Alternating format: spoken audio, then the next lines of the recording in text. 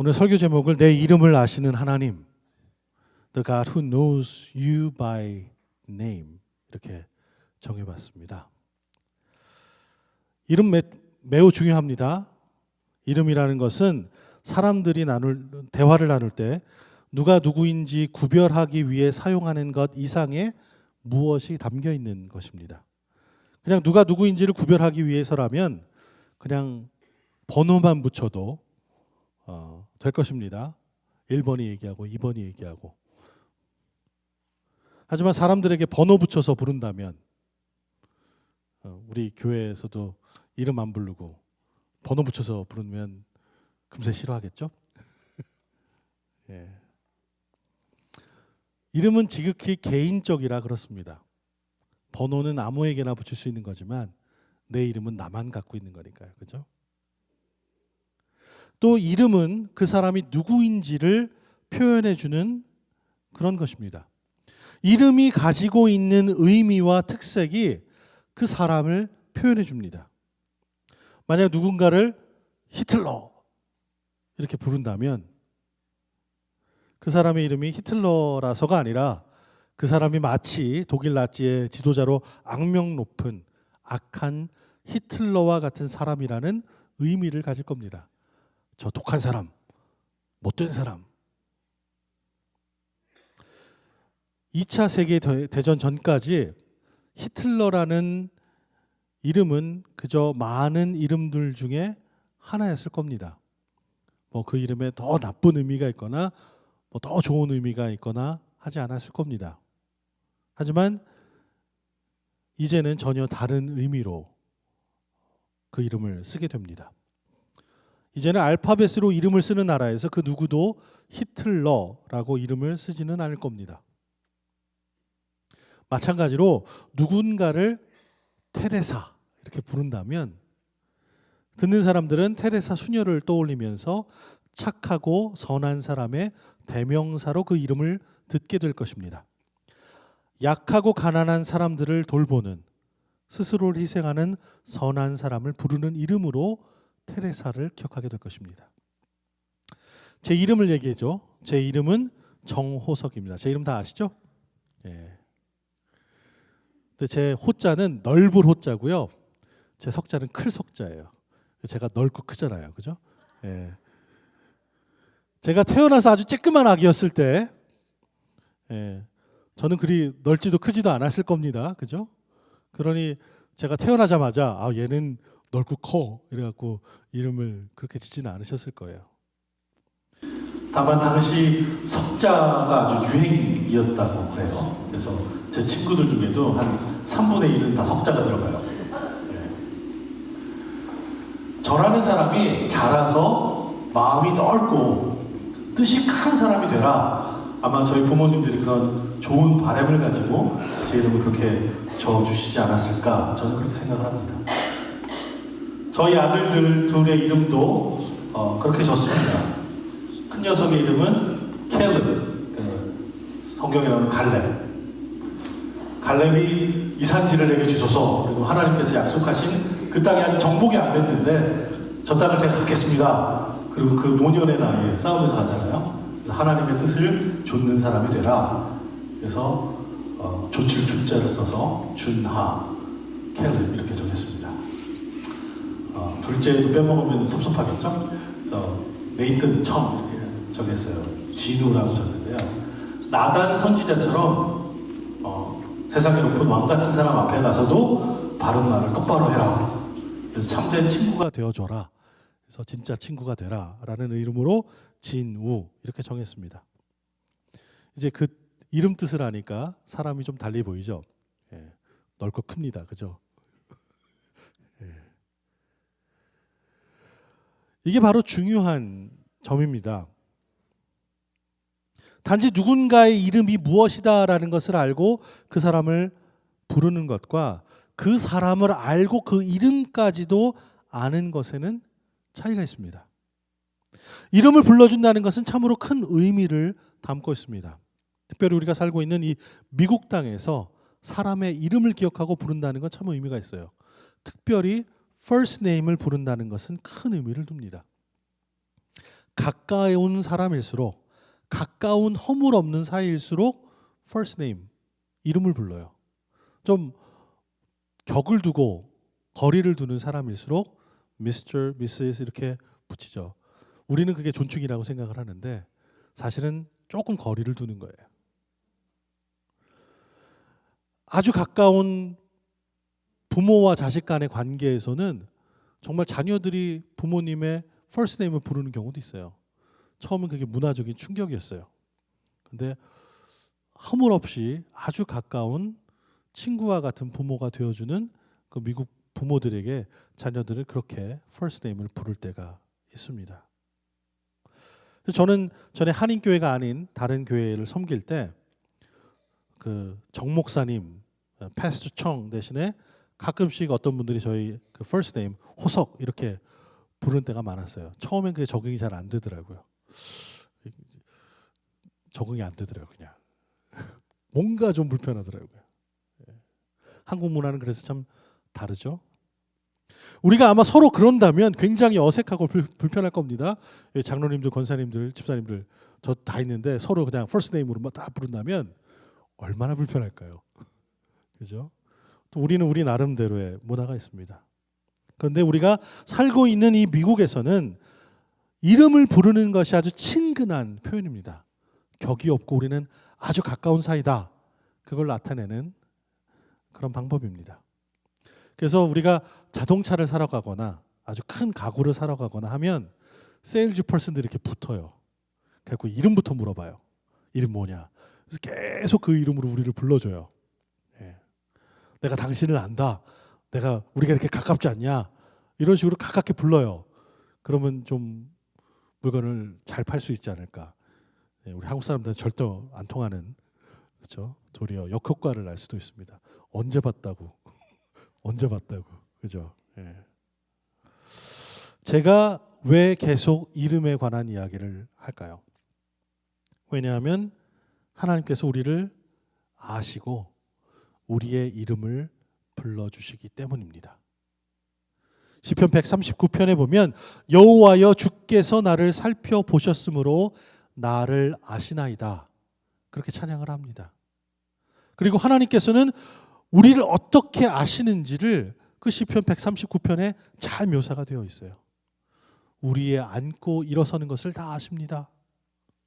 다른 말로 하면요, 하나님께서는 우리의 모든 행동을 다 알고 계십니다. 하나님께서는 정말 바다 끝에 앉아있는 우리의 생각까지도 하나하나 다 살피시고 알고 계십니다. 그렇게 고백을 합니다. 참 놀라우신 하나님이세요. 저는 제 와이프를 제가 7살 때부터 알았습니다. 같은 교회에서 자랐어요. 그래서 저는 제 장인 장모님을 7살 때부터 뵀어요. 마찬가지로 제 부모님은 그때부터 알았어요. 그때부터 쭉 같은 교회에서 자랐으니 얼마나 잘 알겠어요. 그렇죠? 그리고 이제 결혼한 지도 이제 20년을 향해서 막 가고 있습니다. 그러니까 제가 다른 사람들을 아는 것보다 제 와이프 이소라라는 사람을 제가 아마 가장 잘 알 겁니다. 제가 알고 있는 사람들 중에 제가 제 와이프를 제일 잘 알 것 같아요. 근데 저는 제 와이프의 마음을 잘 읽질 못합니다.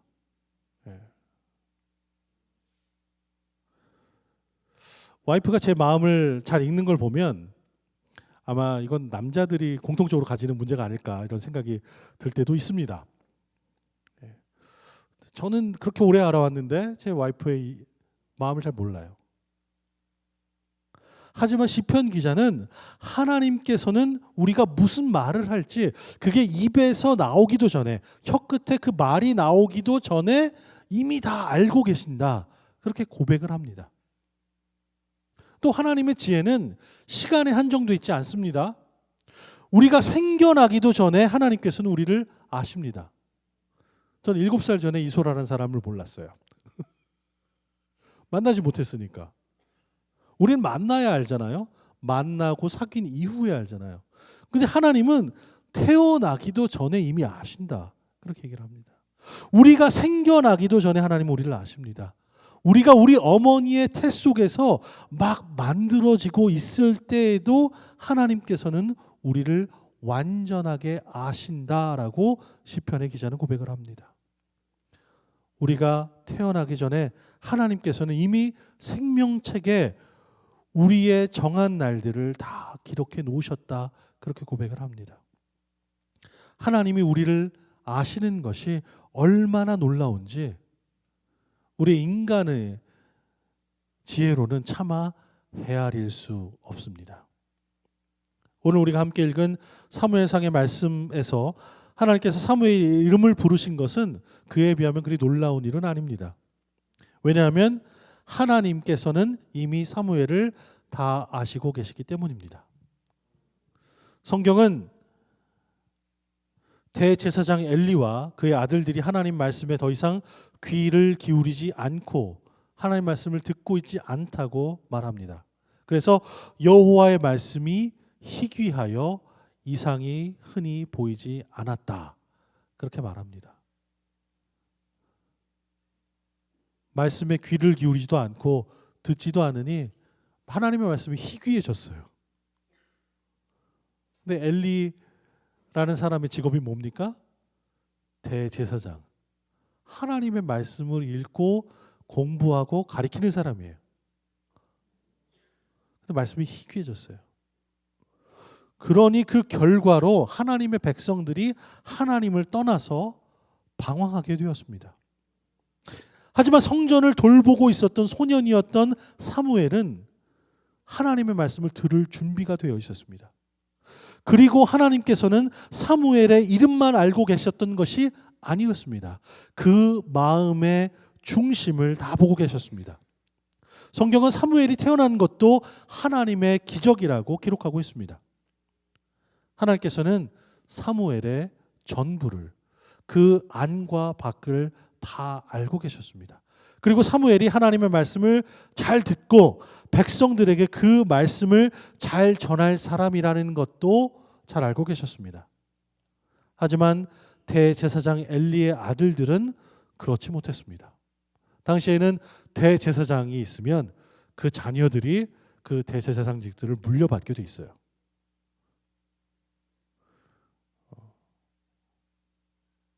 근데 그 엘리의 아들들은 그런 상황이 아니었어요. 그래서 하나님이 엘리의 아들들 대신에 사무엘을 부르셨습니다.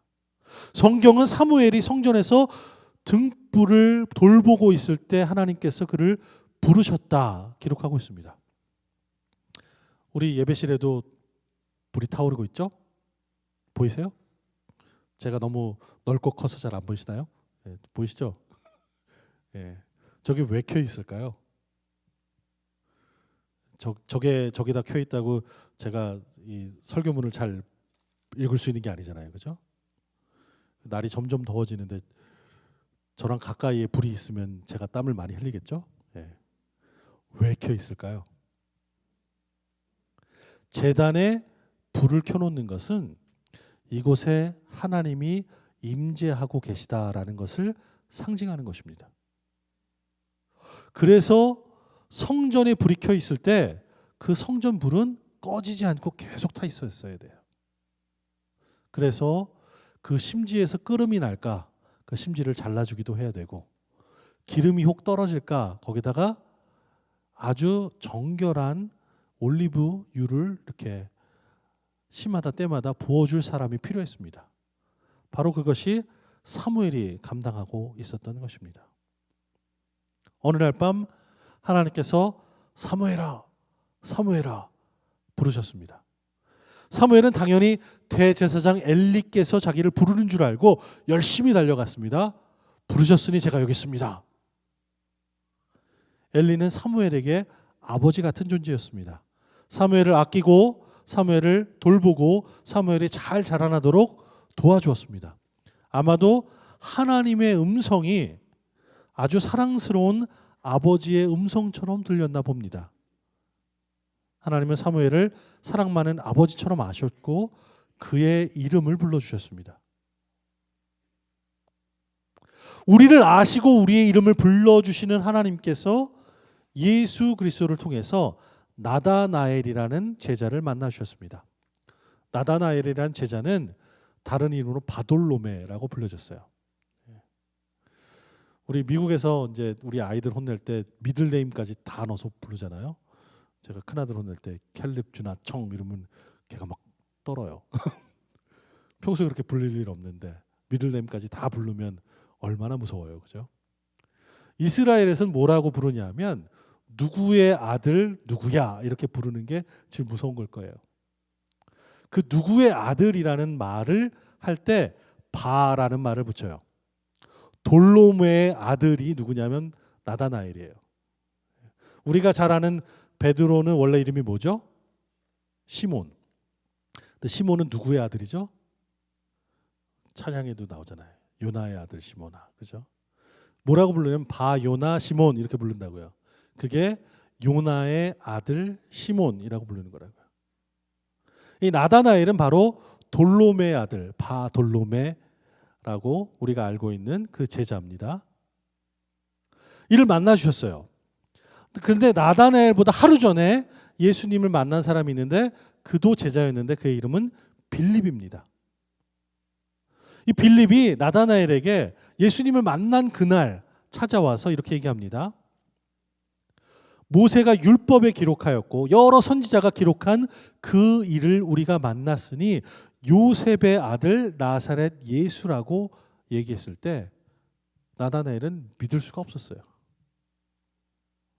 나사렛에 예수라는 사람이 있는데 요셉의 아들이다. 바 요셉이다. 근데 그가 율법서와 선지서에 기록되어 있는 하나님의 아들이 그 사람이다. 나다나엘이 믿을 수가 없었어요. 그래서 뭐라고 얘기했냐면 야 나사렛에서 무슨 선한 게 나겠냐 그렇게 얘기했어요. 하지만 그도 예수 그리스도를 보려고 길을 나섰습니다. 빌립이 예수님을 만난 그 다음 날 예수님을 만나러 갔습니다. 근데 그가 놀란 것은 그가 도착했을 때 여태까지 살아서 한 번도 만난 적이 없는 예수님께서 그의 이름을 부르십니다. 그리고 그가 어떤 사람인지를 말씀해 주십니다. 이름만 불러준 것이 아니라 나다나엘이 어떤 사람인지 그의 성품을 다 알고 계셨어요. 그는 청결한 마음을 가진 이스라엘 사람이었고 그는 오시는 메시아를 기다리는 참 이스라엘 사람이었습니다. 그는 민족 앞에 본이 되려고 노력한 사람이었어요. 그리고 그 마음에는 가식이 전혀 없는 사람이었어요. 나다나엘을 향해서 예수님이 당신이 그런 사람이 아니냐. 그리고 이름도 불러줬어요. 정말로 놀랐던 것은 빌립이 그를 불러서 예수님을 만나기 전에 자신이 무엇을 하고 있는지를 이미 알고 계셨다는 거예요. 그래서 나다나엘은 속으로 의아해하면서 생각합니다. 이게 어떻게 가능하지? 자신이 회당에서 불렀던 시편의 노래를 기억했습니다. 여호와여 주께서 나를 살펴보셨으므로 나를 아시나이다.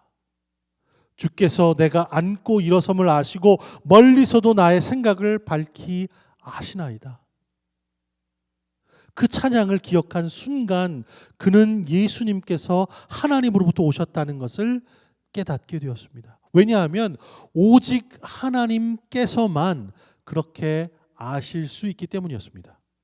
그래서 그는 당신은 하나님의 아들이시요 당신은 이스라엘의 임금이로소이다. 그렇게 고백을 합니다.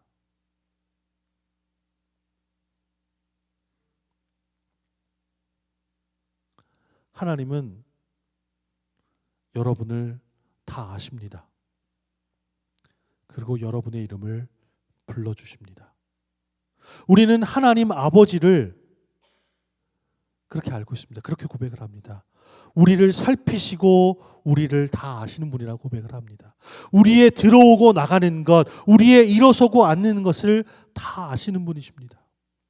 우리를 아주 가깝게 살피셔서 우리의 생각하는 모든 것들을 다 꿰뚫어 보십니다. 우리 혀에서 어떤 말이 나올지 이미 다 알고 계십니다. 무섭죠? 저희가 생각할 때마다 좀 두려운 마음이 듭니다. 전지전능하신 하나님께서 우리가 너무 부끄럽고 두려워서 우리 스스로에게도 숨기려고 했던 그 더럽고 악하고 추하고 못난 것들을 다 아신다고 얘기하시잖아요. 나는 좀 덮어두고 좀 감추고 싶은데 그것도 다 아신다 그러면 무섭죠. 하나님께서 저를 아시는 것처럼 만약에 누군가가 저를 안다 그러면 저를 미워할까 봐 참 두렵습니다. 그런데요, 우리를 다 아시는 하나님께서 우리를 사랑하십니다. 그리고 하나님께서 사무엘을 부르신 것처럼 우리를 부르시고 그의 자녀로 삼아주십니다. 나도 내가 밉고 싫은 구석이 있는데 그런 나를 하나님께서 다 받아주시고 자녀로 삼아주세요. 얼마나 감사합니까? 사실 하나님께서는 매일 우리를 부르십니다. 호서가 호서가 그냥 친구가 부르는 게 아니라 아주 가까운 가족으로 우리를 부르십니다. 하늘에 계신 아버지께서 우리를 부르십니다. 예전 중국 춘추 전국 시대에 아주 이름난 검은고 연주가가 있었습니다. 그의 이름은 백아라는 사람이었습니다. 이 백아에게는 친구가 있었어요. 종작이라는 친구가 있었어요. 둘이는 아주 가까운 친구였어요. 종작이는 늘 백아가 연주하는 그 검은고 노래소리를 들었습니다. 그리고 그 연주하는 백아의 마음을 알아챘어요. 백아가 산을 오르는 생각을 하면서 검은고를 연주하면 종작이는 그 음악을 들으면서 태산과 같은 연주다, 그렇게 칭찬을 해줬답니다. 배가 흐르는 강물을 생각하면서 연주를 하면 흐르는 강의 물소리가 들리는 것 같다, 그렇게 옆에서 얘기를 해줬답니다. 이래서 백아는 진정으로 나의 소리를 알아주는 친구가 여기 있다. 종작이 밖에 아주 이런 친구가 없다. 지음, 알지자에 소리 음자를 써서 친구를 그렇게 불렀어요. 그래서 그때부터 나를 정말로 알아주는 사람, 친구를 부를 때 우리는 지음이라고 부르는 말이 있습니다. 그런 친구 있으면 참 좋겠죠. 얘기하지 않아도 우리의 마음을 다 알아주는 사람이 있으면 참 좋겠죠. 우리가 인생을 살면서 그런 사람들 가끔 만납니다. 친구를 그렇게 만날 때도 있고요. 또 배우자를 그렇게 만날 때도 있습니다. 또 자녀가 그런 경우가 있어요. 이웃이 그런 경우도 있고요. 근데 매번 그랬으면 좋겠는데 아주 가끔 그럽니다. 남편이 내 마음을 알아줬으면 좋겠는데 한 100만 번 중에 한 번 알아주면 참 감사죠. 그리고 그렇게 알아주는 것도 스쳐 지나가는 순간입니다.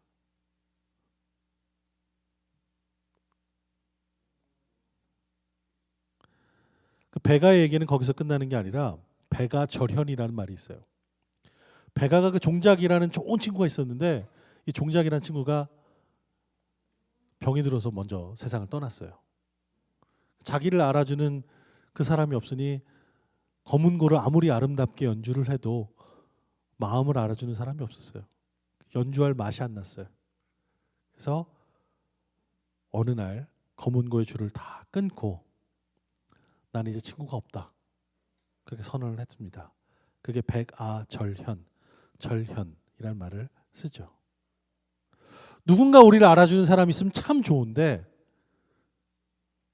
그게 영원하지 않아요.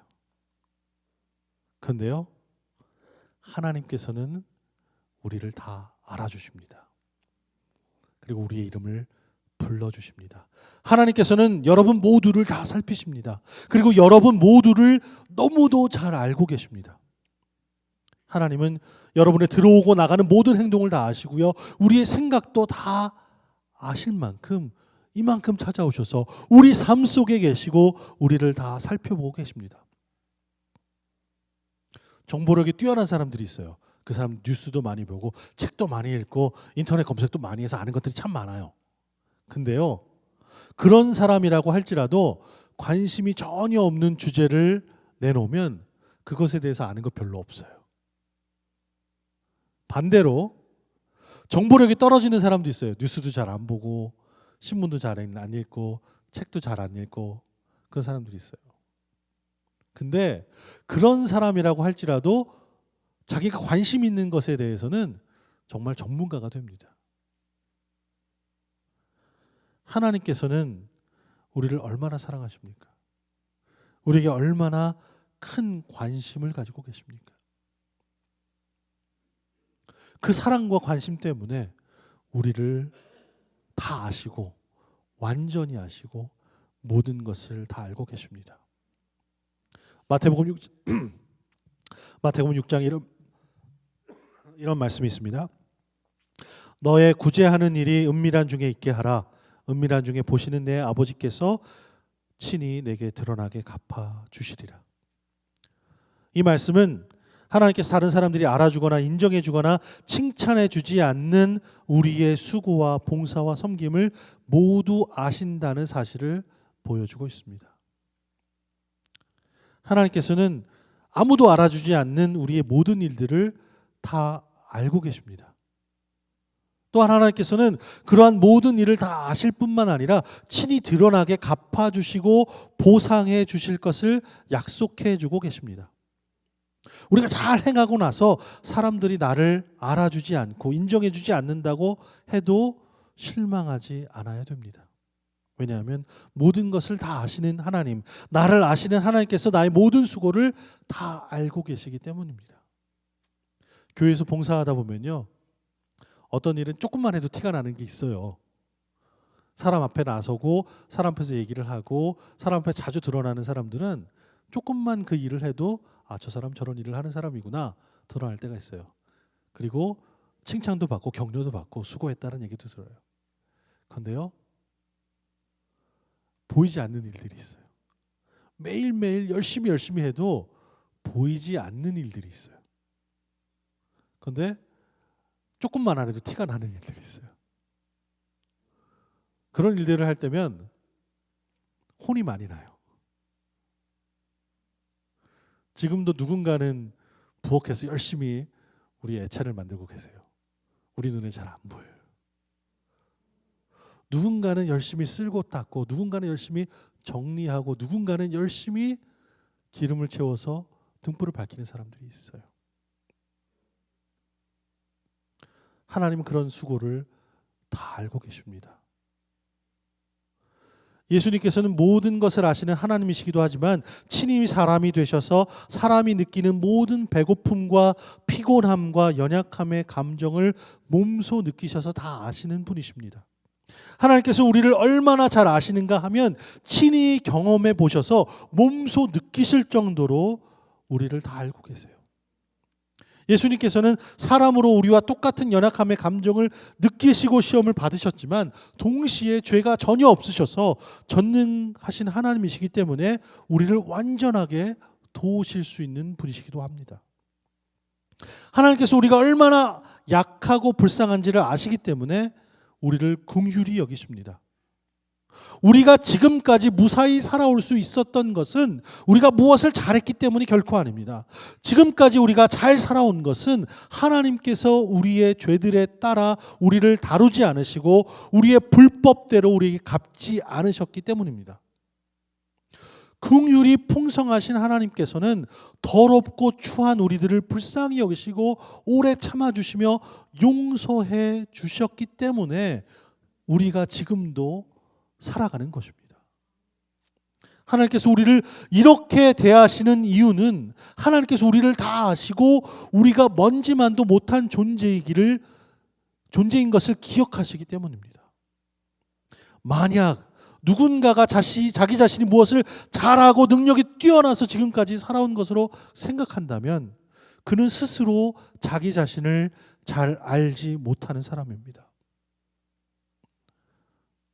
오늘 우리가 믿고 따르는 우리의 하나님은 어떤 분이십니까? 나를 아시는 하나님이십니까? 아니면 나를 모르시는 하나님입니까?